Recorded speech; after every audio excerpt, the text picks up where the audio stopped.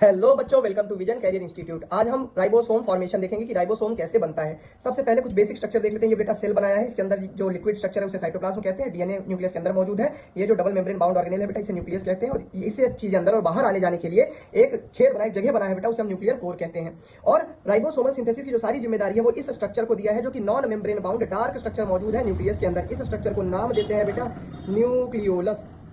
क्या नाम देते हैं? न्यूक्लियोलस। और न्यूक्लियोलस बनाता है बेटा क्या? राइबोसोमल आरएनए, आरआरएनए बनाता है।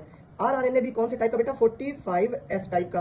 अब ये 45S आरआरएनए बेटा आगे सिंथेसाइज होता है, आगे प्रोसेस होता है और प्रोसेस होकर बनाता है 28S, 18S, 5.8S and 5S rRNA. तो ये 4 अलग अलग आरआरएनए में डिवाइड होता है। इसके बाद कहते हैं बालक, हमारे पास तैयार हो गया है क्या? ये 45S आरआरएनए। अब बेटा जो एक प्रोटीन बनता है साइटोप्लाज्म के अंदर, उस प्रोटीन को नाम दिया है बेटा राइबोसोमल प्रोटीन जो बनता तो बेटा साइटोप्लाज्म में है, पर उसे मूव कराया जाता है अंदर न्यूक्लियस के। अब ये जो आरआरएनए है और जो हमारा बेटा प्रोटीन है, ये दोनों साथ में जुड़ के बनाते हैं राइबोसोमल सब यूनिट। क्योंकि हमें पता है सर कि राइबोसोम 2 सब यूनिट से मिलकर बना हुआ होता है। एक होता है बेटा लार्जर सब यूनिट, एक है बेटा स्मॉलर सब यूनिट, है ना। लार्जर सब यूनिट अगर हम यूकैरियोट्स की बात करें और प्रोकैरियोट्स की बात करें,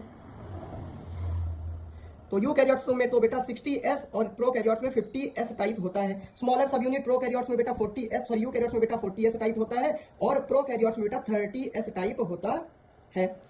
अब ये दोनों बेटा क्या होते हैं? साथ में जुड़ जाते हैं और बनाते हैं क्या? राइबोसोम। अब इन्हें बेटा यहां से बना के बाहर भेज दिया जाएगा साइटोप्लाज्म के अंदर। और जब इन्हें प्रोटीन सिंथेसिस करनी